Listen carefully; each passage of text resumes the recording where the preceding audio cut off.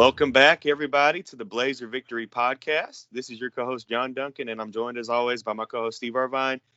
And guys, UAB, our Blazers, able to get the W, first ever W in Protective Stadium, and also, more importantly, 2-0 in conference play as UAB defeats the FAU Owls 31-14.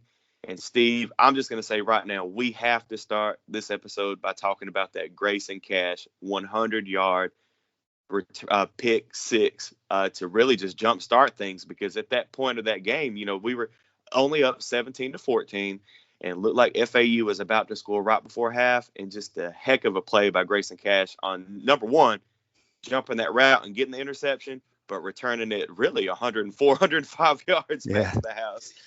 Yeah, I mean, and Coach Clark talked about it in our radio afterwards that, that's a play that could be, remembered forever type thing. I mean, that's a play that could be a season changing type play, or season, when you look back on it, you can say, that play right there turned this or turned that. And, because honestly, I mean, this is crazy to say, but I felt like FAU kind of quit after that play. They did. I mean, they came out in the second half and had a good first drive until they got a couple sacks. But I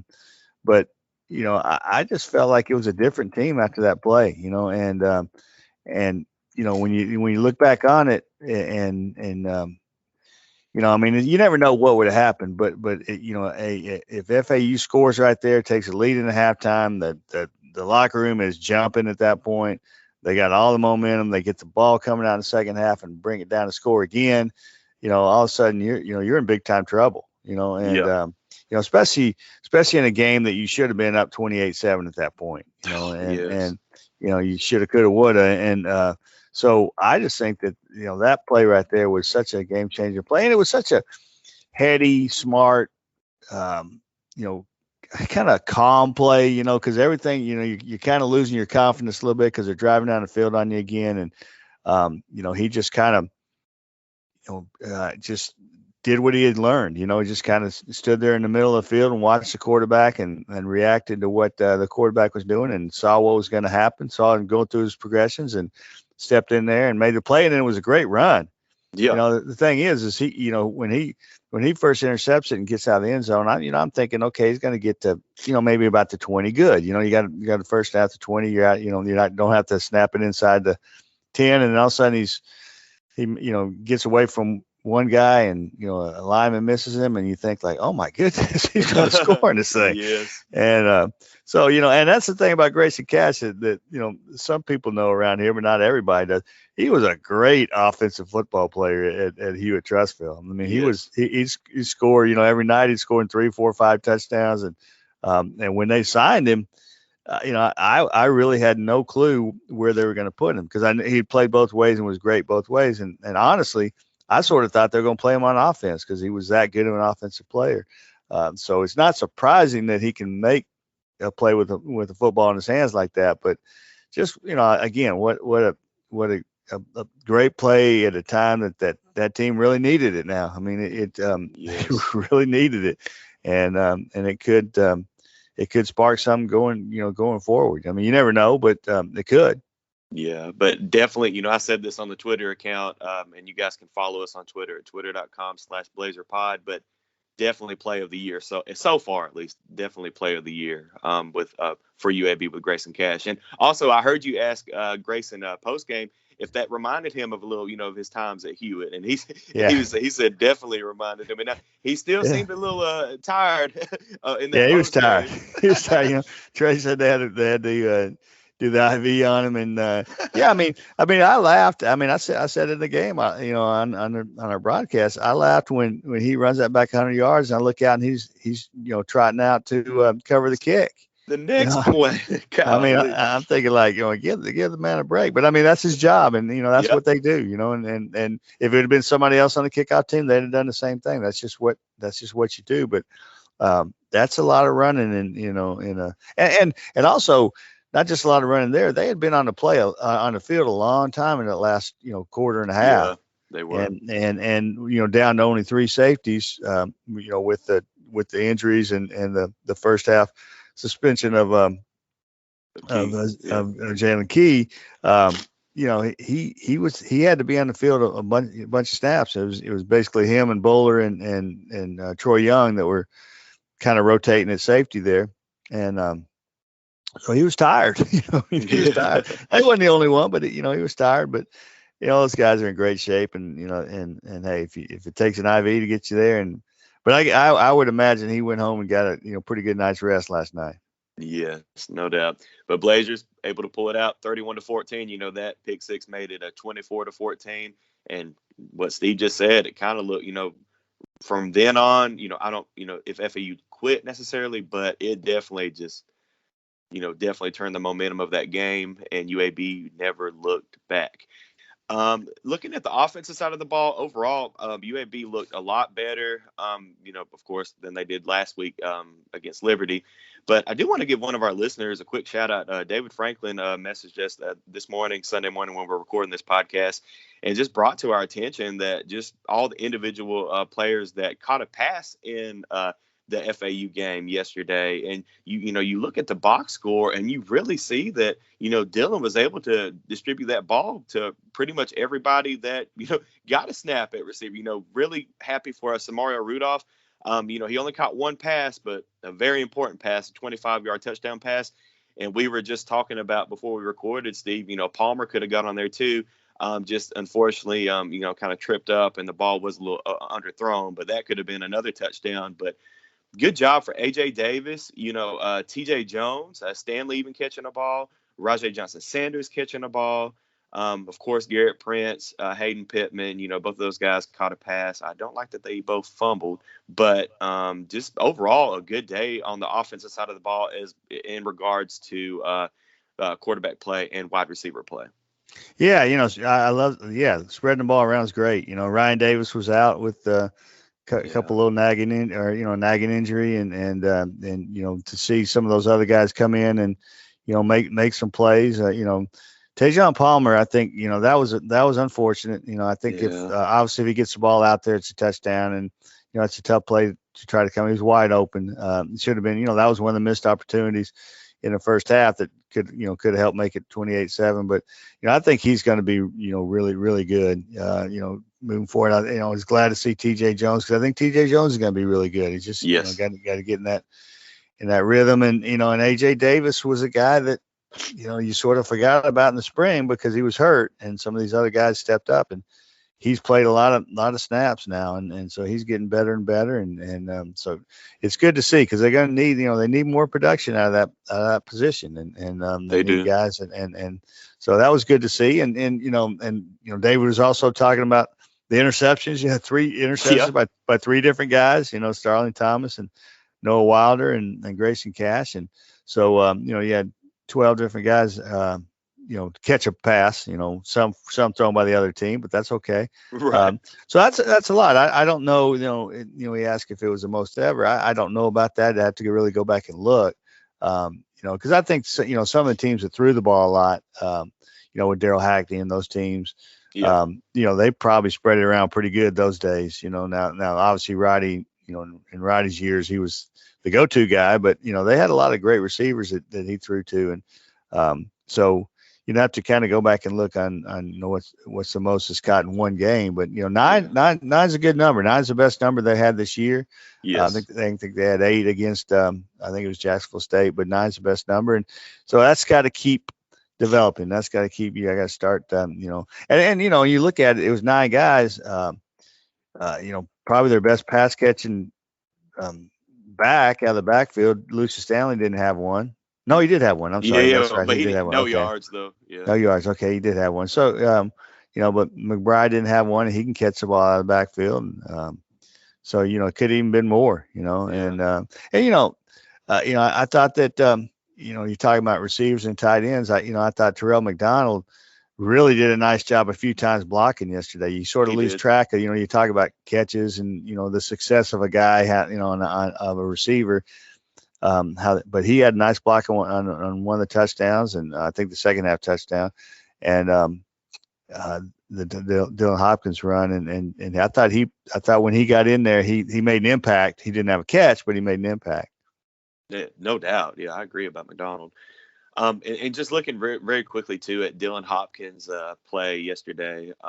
Stats: he was 13 of 24 for 173 yards and 2 touchdowns. I thought Dylan looked good. I do think he looked a little more comfortable in the pocket than he did last week against Liberty.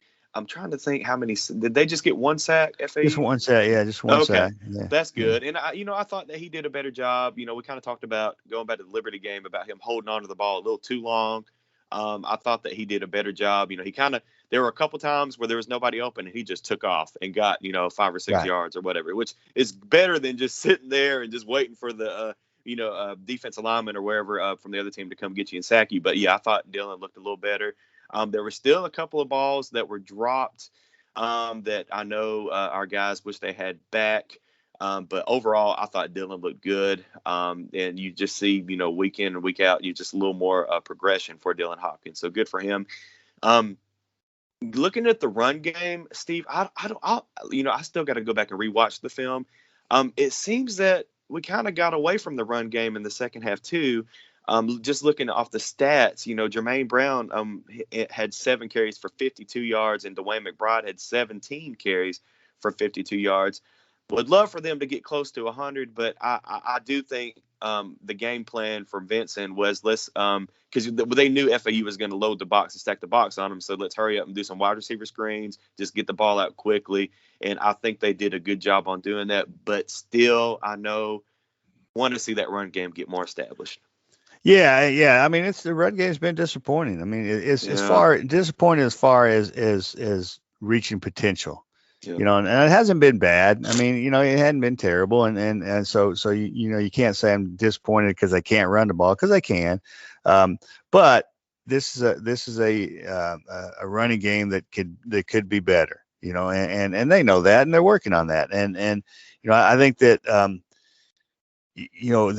at some points I think they're good enough up front and they have good enough running backs that at some point in Conference USA, I'm talking about Conference USA opponents, no matter what they're doing to you, you got to just line up and just knock them off the ball and run. Yep. And I know it's easier said than done, but I think this is a good enough group that can do that. And so that's going to have to start happening a little more once we get deep into conference. Now, will it happen against UTSA if they load the box? No, it won't. But can it happen against Southern Miss? Can it happen against some other teams? Right. It should be able to. And I think that one disappointment for me is I mean, they had 133 yards rushing, but really, you're talking about there was one, third down and long that they, surprised them with Jermaine Brown getting outside. Mm-hmm. That's not really a traditional running play. I mean, when you look at Dwayne McBride averaging 3.1 a carry, that's not Dwayne McBride. Mm-hmm. I mean, he's a guy that averages 6-7 yards a carry. So that number's not good enough, when you're doing that. So, and Jermaine Brown averaged 7.4, which is good, but 18 of it was on one run. Yeah. So what's his average on the others? So it's got to get better.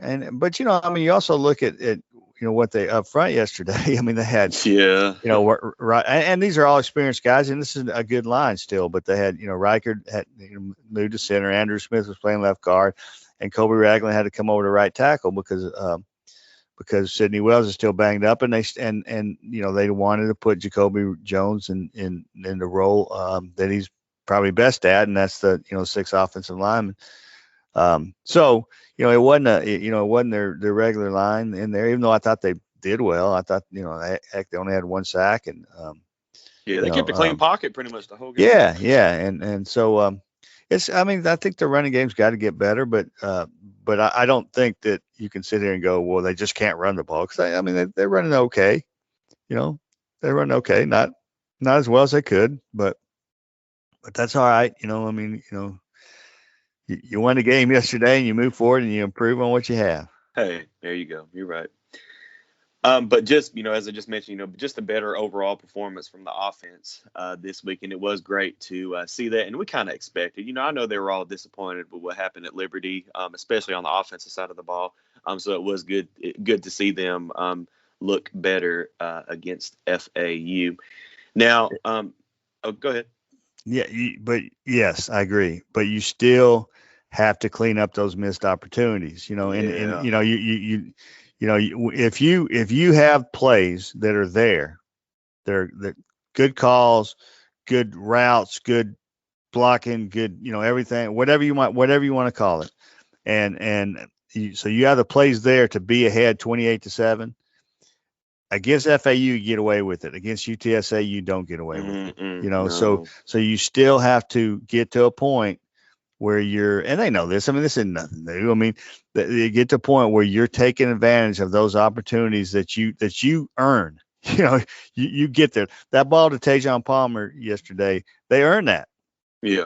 They got to complete it. I mean, because he got behind the defense. There was great protection. You got to deliver that ball. You got to get it out there. And you got to keep your feet. Whatever it may be. You in the bigger games this year, you can't keep missing opportunities, and that's including, getting a holding penalty. When you're on a promising drive, or whether good calls or not. You can't. That's part of missed opportunities. So you got to clean that kind of stuff up. What I like about it is, I think they have the pieces to do. I know they have the pieces to do that. Yeah. I mean, this can be a very good offensive football team. They just got to get there. And they got to get there in the right week. The right weeks. You can get by some of these weeks, but you're not going to be able to. Again, you're not going to be able to get by UTSA, which is going to basically, if you keep, if both teams keeps winning, that's the championship game. It. Yep. Yeah, and so you can't, you can't let that happen. But hey, again, there was a lot of good things yesterday. I think you build on the old Bill Clark, good, bad, and ugly. You build on all three of those things. You can't just harp on the and I think sometimes as fans, that's what happens. You sort of harp a lot of times on the bad and ugly. Why didn't they do this? Why didn't they do that? Well, they did some good too. So you got to build on all three. You can't just look at the bad and ugly. Now you probably learn a little bit more from the bad and ugly, because you learn from your mistakes. But you can't just beat yourself down and say, oh, we should have done this, we should have done that. Still hadn't scored enough points to win the football game and move the ball at times and look good at times. So you got to build on all that. Well said, Steve. Well, speaking of good, let's jump over to the defensive side of the ball. How about 8 sacks? Man, I tell you, we were due, Steve. We were due for that. Yeah. And and the thing is, I really think the front has made an impact almost every week. But the numbers have not shown it. And that's frustrating, because you're so accustomed under Bill Clark and David Reeves, defenses since the return, to have the stats show the story. I mean, every year. I mean, you look at 18, which was their best defense. I mean, you look at every year that, the stats show the story. They haven't really this year. And it was, and part of that is, self-induced, not, getting there and not making a play. Part of it is scheming type things, getting the ball out of there quick so they can't, but they played well. Yesterday, the stats showed what they are, and I mean, you just, and I asked Coach, I think Coach Kello mad at me the question after the game, but I said it kind of looked like you didn't do anything fancy in the second half. You just whipped them up front. And he's like, well, no, we were running games and we were doing this and that. And they were, I mean, I didn't really mean it that way. I just meant but they whooped them up front. They just whooped them up front. And a lot of it was, twists and games and coverage that they played that, slowed down, the thinking and what type of that. But I just thought, my point was, I just thought they just whipped them up front. I mean, I don't know. I mean, I'd like to go back and really watch the film. I'm not sure that Alex Wright got blocked on a single play. No, he was in every play. He was running the ball. Yeah, you got to talk about Alex Wright. Yeah, I mean, he's every week I think he's done that. I mean, he's other than the George game maybe, but every other week he's just played at such a level.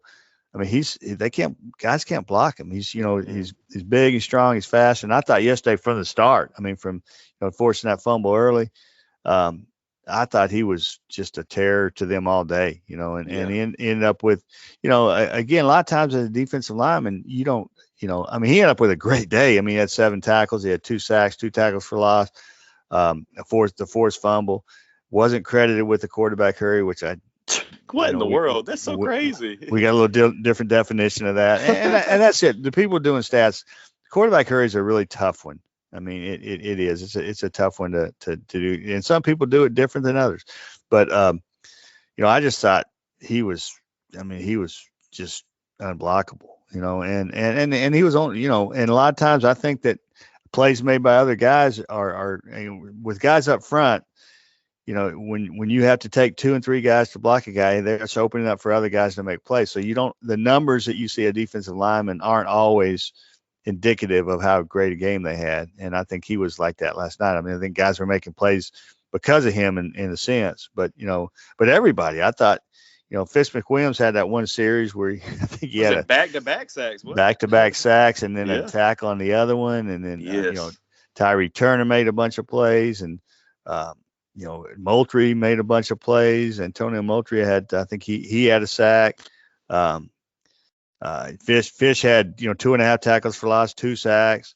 Justin Thomas he got the sack. He also had the stupid roughing the passer that extended the drive. Kelly Sanders, Kelly Sanders is a guy that I don't think that gets enough credit sometimes. Is he had a piece of a sack and really played well. And Tyree Turner had a sack too. But Kelly Sanders, you watch him, he's out in pass coverage. He's generally their jack ends and their defensive end on the other side are more just kind of get after the quarterback. He's been a little more versatile than I think any other guy has played. Other pure jack. I'm not talking about like a Kyle Harrell and a Keys and who's kind of just an athlete playing that position. Kelly Sanders. I mean, he had a when they went to those trips, out wide, he'd have to go out in coverage, out that. And he had one great play where they threw a quick screen with the 2 blockers out in front, and he just blew it up and got a tackle. I think he got a tackle for loss, or it might have been like for a yard. But I mean, I think his versatility has really allowed them to do some different things, and I think it's kind of hard to see. But I think he's really, really stepped up and played a versatile role. Another guy that, when you're talking about pass rush, even though it's not up front, it just mentioned was Kyle Harrell. I mean, I thought Kyle Harrell was tremendous yesterday. I mean, he was credited with 4 tackles. He had, 1.5 tackles for loss and shared in the sack. And I thought he made a lot of plays running around. I thought he made a few plays that stopped what could have been a big game by hustling out and using his speed. So he's another guy that's really kind of quietly played great, on the defense for him. And he's probably their best special team coverage guy. Certainly one of them. Yeah. So he's a guy that we sort of lose track of a little bit too. That's played real well. Yeah, and he got credited, it looks like, with 2 quarterback hurries too. So that's good for him. Yeah. And that's what he does. I mean, when they put him and Easton on the outside, whether together or just one of them in there, that's what they're supposed to do. You go out and that you're a speed rush guy. You got to get after him. Yeah. And just great job overall by the UAB defense. Only allowing 291 total yards. So holding FAU under 300 was really good. And the big thing, 4 turnovers. We talked about the Grayson Cash pick 6 earlier, but Steve, and I know you guys talked to Clark in the post game. Clark said he's never seen anything like that where they turn it over the first couple plays on the offensive side for FAU. Yeah, so but that was the UAB's defense. Yeah, that was crazy. And I thought they didn't score off Wilder's interception. Unfortunately, another missed opportunity. Field goal. Yeah. Well, it should have been a touchdown before the blocked field goal. Yeah. But I thought that Wilder's play set the tone. It did. I thought, even though it didn't get points off of it, I thought, it set the tone because I think one thing it did, and Perry came back and got some confidence, but it put doubt in his mind right away. And I think that's one thing with Perry that's been sort of a knock on him is he's not consistent and he's not, he does things like that. He's not, and you can get him rattled. Yeah. And I think when you throw a first play interception of him, and that was a smart play by Wilder. Wilder did Oh, yeah. kind of the same thing that Cash did on his. He Just waited, jumped around. he baited him into throwing it and got out there into the flat, ran a long way in pass coverage to get out there in the flat and really made a very intellectual type play. And I think that rattled him a little bit. And, again, he came back, but, I thought that was a big play in the game. Yes. Now, I guess one thing we do need to talk about, most of the game was good, but of course Clark has his good, bad, and ugly. We got to talk about these penalties, Steve. It ended up being 10 penalties for 91 yards, but I will say I think it was 7 in the first half, so they did a little better in the second half. But we've got to clean up some of these penalties, especially those like roughing the passer, as you mentioned earlier. Because, we got FAU in a bunch of 3rd and long situations. But when you do something like that and give them a first down, I mean, that's just it just sucks. Yeah. Yeah. I mean, yeah, it really it takes a lot out of you when you make a stop and you make a mistake, and I'm not saying that every call is good and I'm not saying every call is bad. Right. Yeah, I mean, I think there's a little bit of both. I don't think that I certainly don't think they got every call right, but I certainly don't think they got every call wrong either. Yeah. And I think you put yourself in positions. Now the roughing the passer to me, and I don't know what coach thinks about it, the coaching staff, or what, or even what the film's going to say, because I haven't watched it. And Just don't put your hand on them. I mean, come on. You just don't make that play. And I thought personally, all I've seen is the live play of it. I didn't see a replay of it. I thought it was a good call, but don't put yourself in position. Now there was a couple of pass interference, and David Crane and I had kind of a funny little thing on air about I don't know, I don't remember who they called on, but I think it was a pass interference on that same drive that they extended and it was the guy, the referee that was literally 3 yards from the play doesn't throw it, and the guy 40 yards away does. Just want to show off that arm, man. That's Dave said, well, he it could all be about angles, and I had somebody else tell me that angles are very important when calling a play. I don't care what angle you have. You're 3 yards away from the play. Yes. And this is a pet peeve of mine. I think the official, I think refereeing, being an official is a tough job. I don't know the mechanics of it. I don't know the rules like they know them. They're a lot better at calling a game than I am, no doubt. Even the bad ones, even the ones that I think, well, that guy stinks. He's still better than me. Okay, I'm saying that right now. But I will never understand how a guy 40 yards away can make a call that a guy 3 yards away can't. Never understand. I'm sorry. I mean, and you can, if you're a referee, you can tweet me and call me and whatever you want to do and tell me I'm a fool because I don't know how, I don't know. I don't care. If I'm 3 yards away, I got a better view than you do 40 yards away. I don't care. Agree. I don't care what you say. Agree. I do. And that's not to say that I can't be blocked off. And that was the other thing. On that play, that guy there was nobody in between them. Now, he can't see one side of his body, maybe. But the guy 40 yards away can't see both sides of his bodies either. Yeah. So I don't know.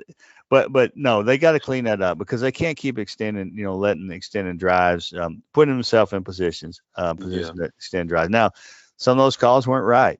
They weren't. But again, it doesn't matter. It doesn't matter. They called them, and the drive was extended. So that that can't keep, again, that can't happen against UTSA or a better team. It's gonna lose you a big game if that kind of stuff keeps happening. Right. And and I get so tired of people saying, well, why don't they work on penalties? Why don't they?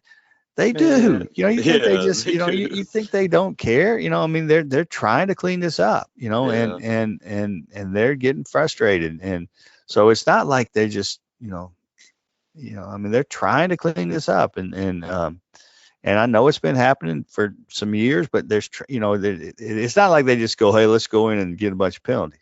Mm-hmm. So that's the other thing that, but it's frustrating, and it's frustrating. Some of them that you know they feel like are missed, and I feel like are missed. It gets really frustrating, but it's equally as frustrating as the ones that were like the roughing the passer. I mean that one Yeah. just that one just can't that can't happen. And I understand how it does.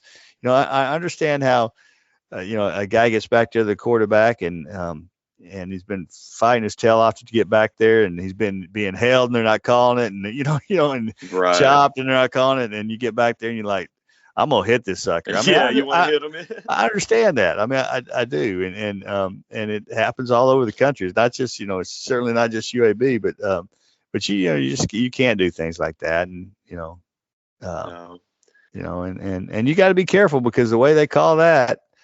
I mean, every week we see examples of what in the world is that? Like Yeah. they'll call a guy will barely touch him and they'll call it, and other games, and so, but. Again, back to your point, yes, it can't keep happening. Yeah. And real quick though, I did want to talk about. You already talked about one of the bad PI, or in my opinion too, that I thought it was a bad PI call. But there was another one, and I believe it was when FAU went for it on fourth down, and they kind of just threw it up, and they called PI. I can't remember who they called it on, but we got the PI call, and I thought that was a bad call too. And as always, I'm gonna go back either later today or tomorrow and rewatch the film to see if there's maybe a better camera angle. But it all goes back to you just can't you can't play a part of the game. Like, you're putting yourself in the game. I just don't. I agree with you, Steve. Like, how a guy on the other side of the field is going to throw a flag when you got the ref looking right at it, and he's not going to call. Now, granted, Right. that was the same ref that said they scored on that touchdown. I believe either the next drive or whatever, when it looked like from where I was that FAU didn't score the touchdown. But of course, they went and reviewed it, and they didn't have a good camera angle on Well, it. and I'll say this on both of those plays. I think the first one you're talking about was on Devondrick Bynum. It was on Bynum. That's right. And in from my vantage point, 200 yards away in the booth, I thought it was on the play. I thought it was an easy call, that it was a pass interference. It looked like it was pass interference. Now then I watched the replay and I went, wait a minute, I don't think that is. And I think in that case, and I go back, I guess I'm going to call myself a liar a minute ago. I think in that case, it was a little whatever angle you saw on it, But again, the close guy didn't call it. Right. So that one, I don't know on that one. I want to go back and watch again. The touchdown play, Trey Ragland, our sideline announcer, was literally right there. He was standing on the pylon, basically behind the line at the pylon with nobody in front of him, and he said it was a touchdown. So he said what happened was the guy basically, the ball hit the pylon. I tell you what, that was an incredible defensive play, because when that happened, it was a great call. It was kind of went in motion. He had a blocker out in front, had a big tight end out in front of him. I think it was Swoops being blocked, and I don't remember who the players were. It might have been, but it was Swoops being blocked and Bynum coming over, and Swoops did a great job of neutralizing a guy that was a lot bigger than him blocker, that kind of made the guy hesitate before he tried to get outside, to give Bynum a chance to hustle over and really make a nice play to make it close. That should have been a walk-in touchdown the way it was called. I mean, it was just like, if those two guys, if Bynum and Swoops don't make two great individual plays, they don't even get close. I mean, they don't get close to tackling him. So I do think that was a play was a lot closer than it was called and executed at first. But I do think those two guys deserve a lot of credit to making that close. But Trey was right there, and he said that it appeared to him, literally, again, I'm going back to, he was 3 yards away from the play. He said it appeared to him that the guy hit the pylon with the ball. And I will give credit to the official that made the play on the field. He was right there. Yeah. He was in position to make the play. And if a guy is in position to make a play, make a call, I'm not going to complain about that. If he's doing everything right and it's a judgment call, boom, it's good. Now, if the replay shows something entirely different, then yeah, you're going to get mad. But I think that was, again, just listening to Trey, and Okay. I think that was a good call. I couldn't tell in the replay. I mean, as soon as I saw the first replay, my first thought was, well, they can't overturn this, unless they got Yeah. a much better camera angle. But and that's the one thing about those replays. It's frustrating, and it's good and bad depending on what side you're on. That however it's called on the field, you got a big advantage on those replays. Yeah. Because I mean, they, we felt that last week against Liberty. That where Malik Willis was going in, but fumble. Was it Willis? It was coming out of Liberty. Fumbled it in the end zone, and I thought it really should have been a touchdown Liberty, but they ended up giving UAB the ball. Yeah. I still think that was a touchdown. Yeah, me too. I still think it was a touchdown. But again, that was the other thing is they they didn't feel like, even though I thought in the replays you could see it pretty good. Same thing with Spencer Brown's fumble last year. Well, Spencer Brown's thing they called a fumble last year against Louisiana Tech. Yeah. I thought that instant replay entirely proved that wasn't a fumble. Yeah. I mean, entirely proved. And but they had made the call on the field as being that, and they didn't feel like there was enough proof. And I still think they kicked that call, and I always will. I watched it this summer several times, and still every time I watched it, I thought that's not a fumble. Right. I thought it was pretty clear, but again, it was called on the field as a fumble, and so that's a huge advantage. That was a huge advantage last week against Liberty, and it was an advantage in this one, even though I think they got this one right. But it fortunately we're not talking about that as something that helped lose the game. That's give them the touchdown now. That's fine. I'm good with that. Same here. Well, Steve, man, I speak for you too. I think that we love doing these recap episodes after a W. Yeah, but I don't mind doing it after a loss. I think it's just I don't know. It's just it's fun to sort of get it. I mean, it's kind of like our good, bad, and ugly. Yeah. Hey, you're right. And I think fans have to do that. And people have to do that. Whether you're a fan, whether you're broadcaster, whether you're a player, coach, whatever, you got to kind of get that one out of your system a little bit. Good, bad, and ugly. I mean, you got to get that out of your system, and think about because too often times after a win, you have a tendency to nitpick too much, and then certainly after a loss you have you can't see the good. It's all bad. It's all bad. Well, we should have done this. We should have done that. We should have more people in the stands. Whatever it may be. Oh my God! It's really don't get me started on that. I know it's really easy to complain about stuff, but you got to kind of take the good with the bad. And you got. Okay, I'm not gonna get you started on the fans thing, but no, don't. but you got you got to take the good with the bad, and you build off all of this. You build off everything, and during the season. That's what I love seasons. I love going through the season because you can look back at things and say you built off this, or this is where it started going wrong, or boy, if this wouldn't have happened, we'd be here, type thing, and so. I just think it's intriguing to me, but keep with the good and keep with the bad and keep with the ugly and keep on trucking. Keep on trucking. Yes. Well, guys, make sure that if you're not subscribed to our podcast, make sure you subscribe to us or follow us on either the Apple Podcast, Spotify, iHeartRadio, Podbean, YouTube, wherever. Just make sure you are subscribed to make sure that you don't miss any future episodes of the Blazer Victory Podcast. Steve and I will be back in just a couple of days to get you ready for a UAB's trip to Hattiesburg as UAB faces the Southern Miss Golden Eagles in a rivalry game, we all know, this week. But also, if you're not following us on Twitter, make sure you follow us at twitter.com/BlazerPod. But we'll see you guys in just a couple of days. Go Blazers.